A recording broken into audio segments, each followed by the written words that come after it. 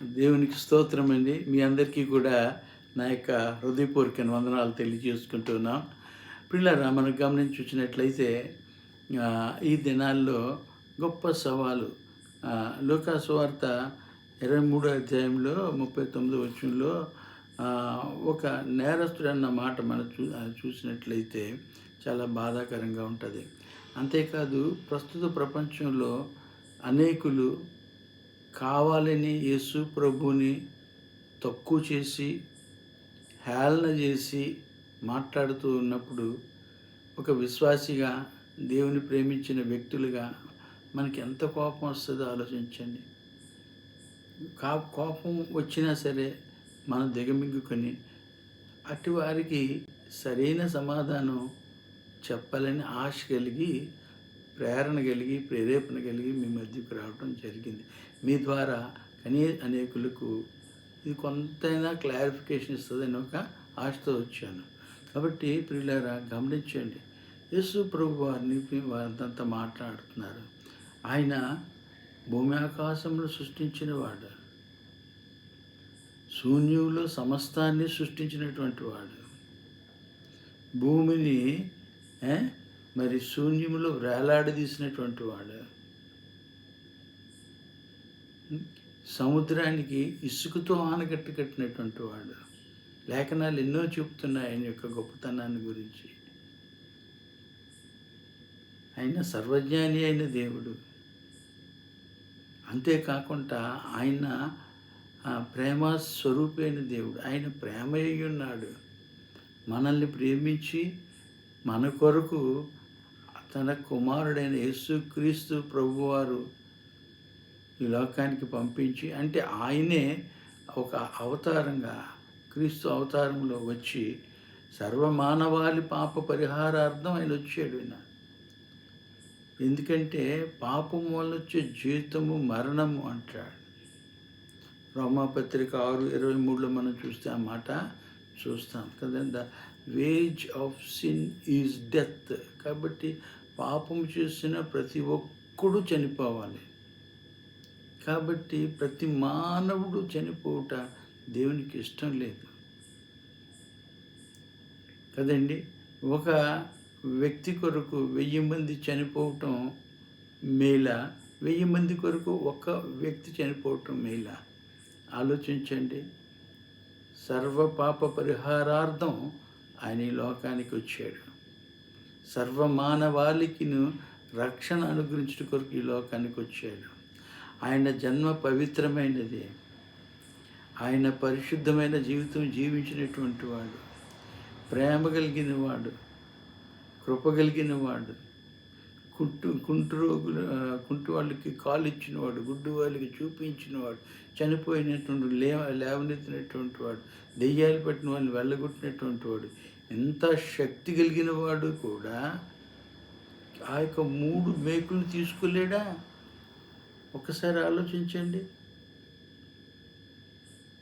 కానీ ఆ 3 మేకుల మీద వేలాడదీయబడ్డం అన్నది ఆయన ప్రేమను, ఆయన మన పట్ల చేసిన త్యాగం కనబడుతోంది. అది గుర్తించట్లేదు జనాలు. సర్వసాధారణంగా హెబ్రీ పత్రిక 9:22లో ఏమంటున్నాడు? మరియు ధర్మశాస్త్ర ప్రకారము సమస్త వస్తువులను రక్తము చేత శుద్ధీకరింపబడిననియు, రక్తము చిందింపకుండా పాప క్షమాపణ కలుగుదనియు సామాన్యముగా చెప్పవచ్చు అంటున్నాడు. మరియు ధర్మశాస్త్ర ప్రకారం సమస్త వస్తువులు అంటాడు. అదే కాదు, మరి కొన్ని వేదాలు కూడా చెప్తున్నాయి కదా, పాప పరిహారార్థం రక్త ప్రోక్షణం ఆవశ్యకమని. పాపం పోవాలంటే రక్తం చిందింపబడాలి. ఆయన ఆ రక్తం చిందింపబడకపోతే మన పాపాలు కడగబడవు. ఆ రక్తం ఎవరిది? కోడి, గొర్రె, మేకల రక్తం కాదు. సర్వమానవాళి యొక్క పాప నివృత్తి జరగాలంటే, శుద్ధీకరింపబడాలంటే మానవుల యొక్క పాపానికి మానవుడు బలి అర్పింపబడాలి.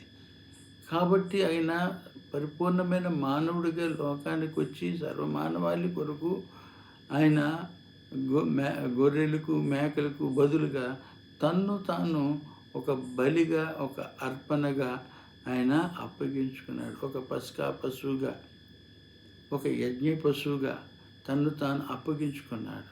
ఎందుకంటే గొర్రెల యొక్క, మేకల యొక్క రక్తము మన పాపమును తీయలేవు. మనం ప్రతి ఏటేటా చేస్తున్నారు కానీ వారి పాపం పోవట్లేదు, వారి జీవితంలో మార్పు రావట్లేదు.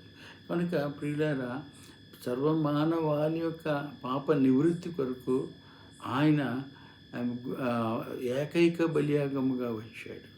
ఎందుకంటే మానవాళి కొరకు మానవుడే బలి అర్పింపబడ్డాడు కాబట్టి ఆ మానవుడు భూమి మీద ఎక్కడైనా ఉన్నాడా అని మనం చూస్తే ప్రియులారా, రోమాపత్రిక 3:23 అంటదు, ఏ భేదము లేదు, అందరూ పాపం చేస్తున్నాడంట. పాపం చేయనుడు ఎవడున్నాడు భూమి మీద? కాబట్టి అందరూ పాపం చేస్తే అందరూ చనిపోతే ఏం ప్రయోజనం? కాబట్టి అందరినీ చనిపోకుండా ఉండాలని, నశించిపోచిన వారిని, ఈ పాపములో మునిగిపోయిన వారిని, నాశనానికి మరి ప్రయాణమవుతున్న వారికి, మరి నిత్యాగ్ని గుండానికి జోగుచున్న వారిని రక్షించుట కొరకు ఆయన లోకానికి వచ్చాడు. సర్వమానవాళి యొక్క పాపాన్ని ఆయన పుణ్యం, ఆయన పవిత్రమైన పరిశుద్ధమైన ఆ యొక్క నిబంధన రక్తంలో మన పాపాలన్నీ కడగటానికి వచ్చాడు. మరి కడగాలంటే సిలువ వేయబడాలి కదా, ఆ యొక్క 3 మేకుల మీద వేలాడదీయబడాలి కదా. ఆయన పక్కలో బల్లెంతో పొడిచారు. ఆ రక్తమే మనకి శుద్ధీకరణ కలుగు చేస్తోంది. ఎంత గొప్ప సంగతి! 3 మేకుల మీద వేలాడదీ తీసుకోలేకపోయాడు అంటారు. 3 మేకులు తీయబడితేనే నీకు నాకు రక్షణ కలిగేది. నీ పాపానికి నా పాపానికి మరి ప్రాయశ్చిత్తం కలిగేది. కాబట్టి 3 మేకులు తీసుకోలేడు, 3 మేకులు తీసుకోలేడు అని అంటారేంటి? ఆయన మన కొరకు ఆయన ఒక బలియాగముగా, ఒక యజ్ఞ పశువుగా అప్పగింపబడుట చేత మన పాపాలన్నిటికీ కూడా మనకి ఏం కలిగింది? శుద్ధీకరణ కలిగింది. మన పాపాలన్నీ క్షమింపబడ్డాయి. కాబట్టి ఆయన సిలువలో వేలాడదీయబడ్డాడు. ప్రియులారా, రోమపత్రిక 3:23 అంటున్నాడు కదా, the wage of sin is death. కాబట్టి ఆ యొక్క పాపం వల్ల వచ్చే జీతం మరణం. ఆ మరణం ఎవరు పొందారు? నీవు నేను పొందాలి. వాస్తవానికి పాపం చేసింది మనము, శిక్ష అనుభవించవలసింది మనము. పాపం వల్ల ఇప్పుడు మనం చూస్తున్నాం, పాపం చేసిన ప్రతి ఒక్కరికి కూడా ఉరి శిక్షలు పడుతూ ఉన్నాయి. కాబట్టి మరణశిక్ష మనకి రావాల్సింది, కానీ ఆయన మీద వేసుకున్నాడు. ఎందుకు వేసుకున్నాడు? మరణ భయమును తొలగించుట కొరకు, మరణాన్ని ఓడించుట కొరకు ఆయన భూమి మీదకి వచ్చి ఆయన మన కొరకు ఆ కల్వరి కొండపై సిలువలో చిందించిన అమూల్యమైన, విలువైన, శ్రేష్టమైన, నిష్కలంకమైన ఆ యొక్క ప్రోక్షణ రక్తం, ఆ నిబంధన రక్తం చిందించాడు. కాబట్టే నీకు నాకు రక్షణ కలిగింది. అంతేగాని 3 మేకులు పీక్కోలే కాదు. ఆయన మాటిస్తే గాలిని, తర్వాత ఆ యొక్క తుఫానుని శాసించగలిగినటువంటి వాడు, ఎర్ర సముద్రాన్ని 2 పాయలుగా చేసినటువంటి వాడు, ఆకాశం నుంచి మన్నాను కురిపించినటువంటి వాడు, యుద్ధసూరుడైన యెహోవా అని ఆయనకి నామధేయము కలిగినటువంటి వాడు. ఆయనకి అసాధ్యమైనది ఏముంది? అటువంటి గొప్ప దేవుడు నిన్ను నన్ను ప్రేమించుట ద్వారా నిన్ను నన్ను రక్షించాలని ఆ యొక్క కల్వరి కొండపైన సిలువలో తను బలిగా, అర్పణగా అర్పింపబడ్డాడు. అర్పించి ఆ రక్తం ద్వారా మనకి పాప క్షమాపణ కలుగు చేశాడు.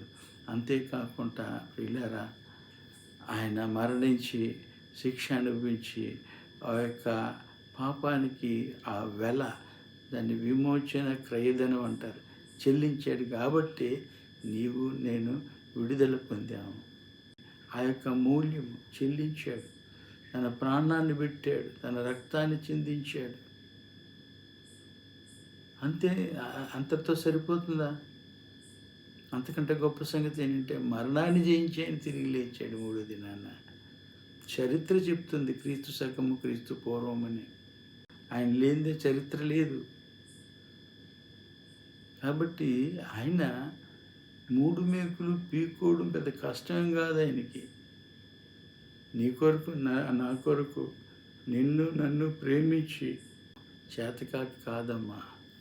సృష్టి యావత్తుని సృష్టించిన సృష్టికర్త, సృష్టిని శాసించగలిగినటువంటి వాడు. ఆయనకి అసాధ్యం అంటే ఏముంది? ఆయన్ని నువ్వు అలాగ అనడంలో నీ యొక్క తెలివి తక్కువదనం, అవిధేయత కనబడుతోంది. కాబట్టి ప్రియుడా, నీవు ఇకనైనా సత్యం తెలుసుకో. యేసుక్రీస్తు ప్రభువారు ప్రేమ గలవాడు, కనికరం గలవాడు, ప్రేమించాడు కాబట్టి నీ కొరకు ప్రాణం పెట్టడానికి వచ్చాడు. ఆయన ప్రాణం పెట్టాడు. తిరిగి ఆయన సమాధిని గెలిచి ఆ యొక్క మరణపు ముళ్ళును విరిచి ఆయన మృత్యుంజయుడై తిరిగి లేచాడు. సజీవుడిగా ఆయన ఉన్నాడు. ప్రకటన గ్రంథంలో అంటాడు, మొదటి అధ్యాయంలో అంటాడు, ఏమంటాడు? మృతుడనైతిని కానీ ఇదిగో సజీవుడిగా యుగ యుగములు ఉండువాడని అంటాడు. పాస్ట్, ప్రజెంట్, ఫ్యూచర్లో కూడా ఆయన ఉంటూ ఉన్నాడు ఆయన. కాబట్టి ప్రియుడ, అంత తెలివి తక్కువ ప్రశ్న వేయకండి. ఆ మూడు మేకుల మీద వేలాడదీయబడ్డాడు కాబట్టి, మన పాపాలకి ప్రాయశ్చిత్తం కలుగు చేశాడు కాబట్టి, ఆయన రక్తంలో మన పాపాలు కడిగాడు కాబట్టి నీ యొక్క పాపం, నా యొక్క పాపం క్షమింపబడ్డది. మనము పాప నివృత్తి కలిగి ఉన్నాము. పాపం నుంచి శుద్ధీకరణ కలిగింది కాబట్టి మనం పరలోకానికి వెళ్ళగలం. లేదంటే నిత్య నాశనానికి, నరకానికి పోవలసిన మనల్ని దేవుడు ప్రేమించి మన కొరకు బలిగా, అర్పణగా అర్పింపబడ్డాడు. ఈ సత్యాన్ని తెలుసుకోమని మనసారా కోరుకుంటున్నాను. ఆయన చేతకాక కాదు, ఆయన సృష్టికర్త అయిన దేవుణ్ణి అంత హేళనగా మాట్లాడడం కొంత బాధాకరంగా ఉంది. కాబట్టి దయచేసి అర్థం చేసుకోమని మనవి చేస్తున్నాను. ఆయన మూడు మేకులు పీక్కోలేక కాదండి. ఆ మాట బాధ కలుగుతోంది కాబట్టి పీక్కోలేక కాదు, మన రక్షణార్థమే. మనల్ని పాపం నుంచి, శాపం నుంచి విమోచించి పరలోకానికి వారసులుగా, తన సొంత బిడ్డలుగా, తన రాజ్య వారసులుగా చేసుకోవాలని ఆయన ప్రేమ వలన ఆయన అక్కడ శిలువలో వేలాడదీయబడ్డాడు. చేతకాక కాదు నాయన. దయచేసి అర్థం చేసుకోండి. మా మాట అంటుంటే కొంత బాధ కలుగుతుంది. అర్థం చేసుకోమని మరొకసారి దేవుని నామంలో వందనాలు చెల్లించి నేను సెలవు తీసుకుంటున్నాను. May God bless you all. Thank you very much.